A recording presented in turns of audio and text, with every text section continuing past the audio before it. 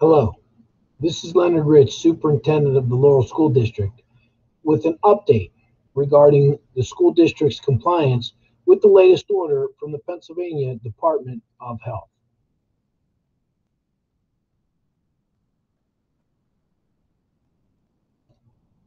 So first, let me thank many of you for participating in our school board meeting last night.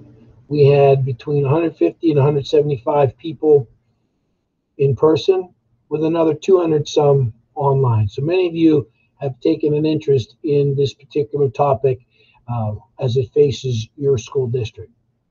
So again, it's not whether we have an option of compliance, but our plan of compliance. So this message does serve to inform you that in compliance with the Pennsylvania Department of Health order of August 31st, all students and staff and visitors to the Laurel School District will be required to wear an appropriate face covering when in school, effective Tuesday, September 7th.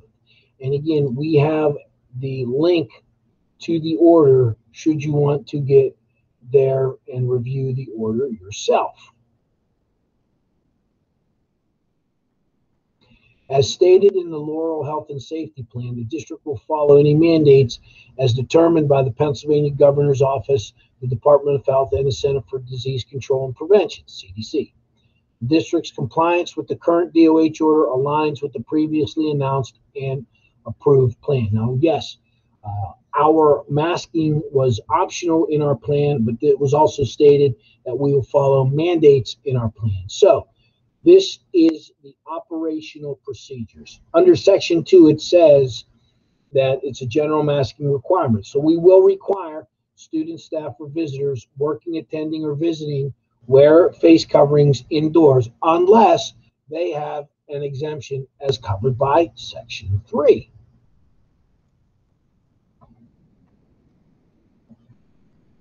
So, Section 3 exempts students, staff, or visitors from a facial covering if the facial covering creates an unsafe condition.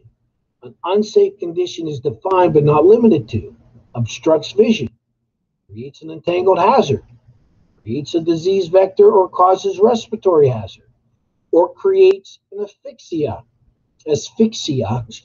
hazard.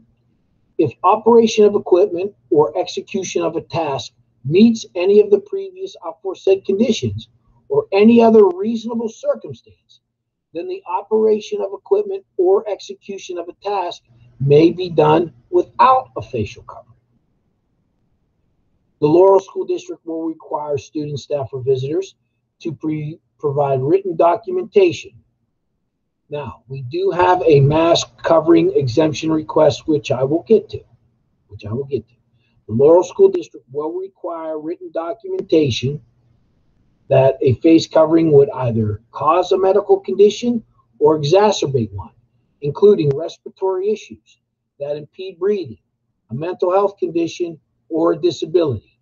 Examples of a medical condition or respiratory issue include, but are not limited to, increased bacteria and viral infection, hypoxia, hypercapnia, dizziness, headaches, syncope, and anxiety.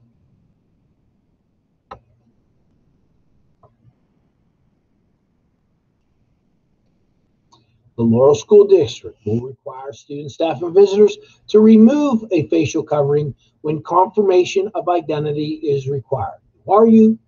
Show us your face.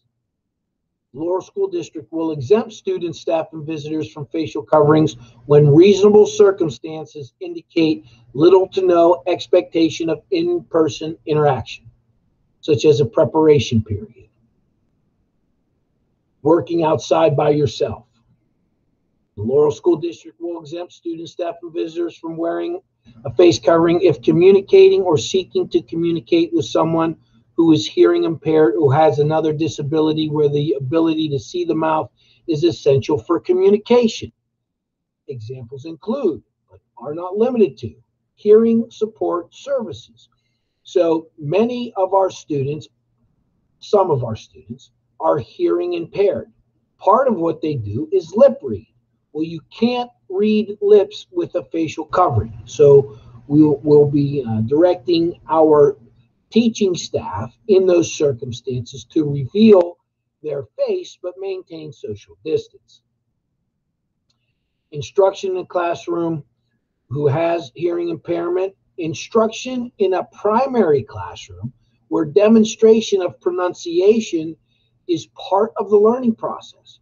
So keep something in mind. Not only are they learning how to read different words and blends, but the teacher is demonstrating how to say those words, how to say those sounds, how to say those blends. So we will be directing our primary staff in such a situation to take off their facial covering and to demonstrate while maintaining 6 feet of social distance. The teacher is instructing a class and visibility of the mouth is essential for communication. Again, social distancing of 3 feet at a minimum is expected.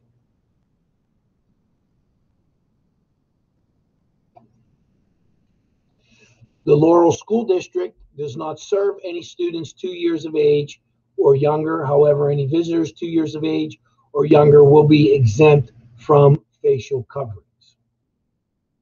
The Laurel School District will exempt students, staff, and visitors from facial coverings when they are eating and drinking. This includes, but is not limited to, students, staff, and visitors in the cafeteria, in classrooms, or any other district property whereby students, staff, and visitors are engaged in eating or drinking.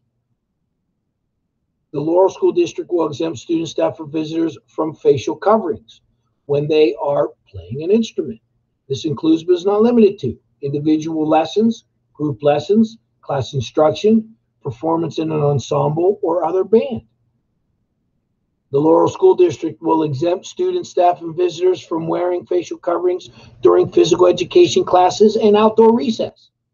Students, staff, and visitors are expected to be active, social distance as feasible, and avoid extended contact.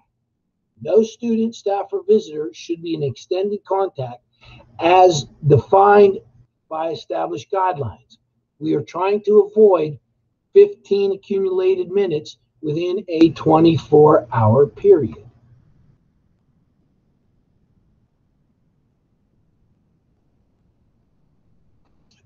Laurel School District will exempt students, staff, and visitors from facial coverings who are participating in sports practice, activity, or event, whether indoors or outdoors. Examples include but are limited to football practice, band practice, off-season conditioning workouts, open gyms, and the list goes on.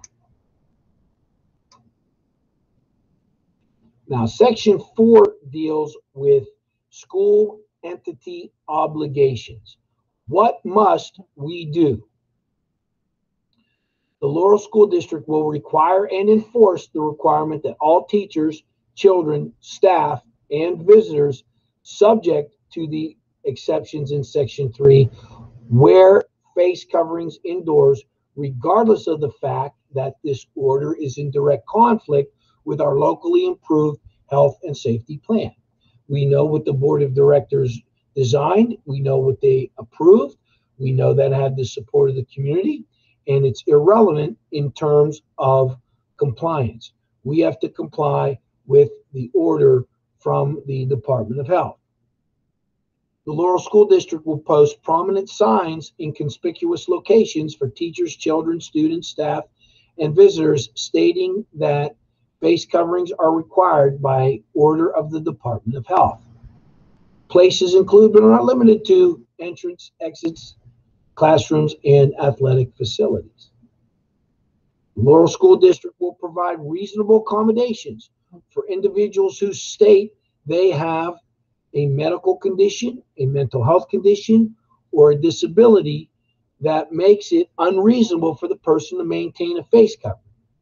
We ask that and require that all exemption requests be submitted on the student masking exemption form or the employee exemption masking form. Again, we want those on the student form or on the employee form. Those forms will be posted on the website. You will have access to those forms. They will not be sent out in mass.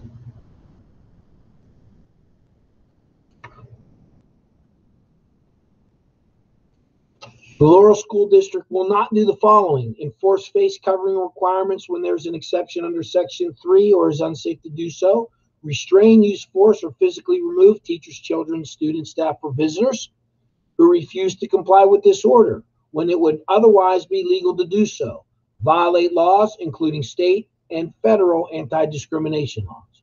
The Laurel School District will develop enforcement and exemption protocols to be followed by all employees. And indeed, we have done so, and we will be reviewing those as well.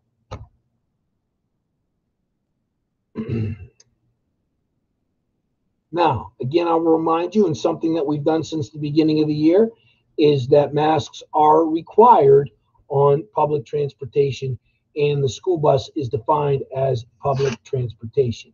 Now, we recognize that wearing a mask may be difficult for some students. If your child does meet the criteria for exemption, you're going to submit your request. A face covering under the Department of Health order may give you an exemption. We will honor that exemption.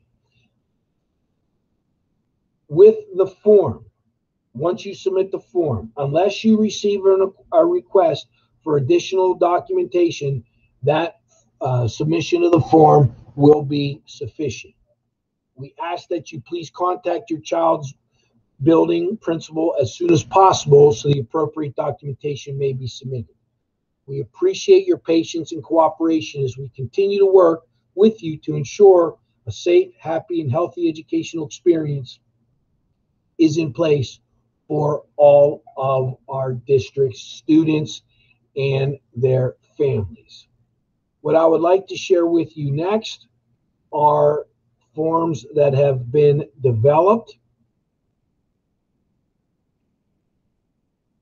So, if you believe that your child should be exempted from face or mask covering requirements, this form will be available on our website. There is a link to a Google form, and there is a QR code as well. What you are attesting to is you have read Section 3 and you are confirming wearing a face covering would either cause a medical issue or exacerbate an existing one. You are confirming that your child has exhausted all other alternatives, including the use of a face shield. You are attesting to the fact that your child and you understand that you may be at increased risk. You will identify the condition as and put the name of the condition here, and understand that based upon what you submit, we may ask for additional documentation to confirm the exemption. We may ask.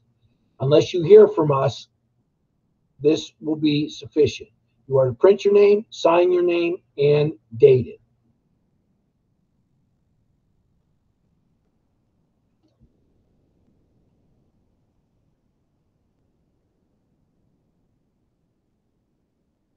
We have a similar form for employees. Now, employees must print this form out, must make the same attestations, must submit it to their immediate supervisor, and we will put this in your permanent file as documentation that you are attesting to and confirming that wearing a mask is going to cause or exacerbate a condition, that you've exhausted other measures, including the use of a face shield, that you confirm you're at increased risk of exposure, and you're identifying the condition and understand we may ask for additional documentation.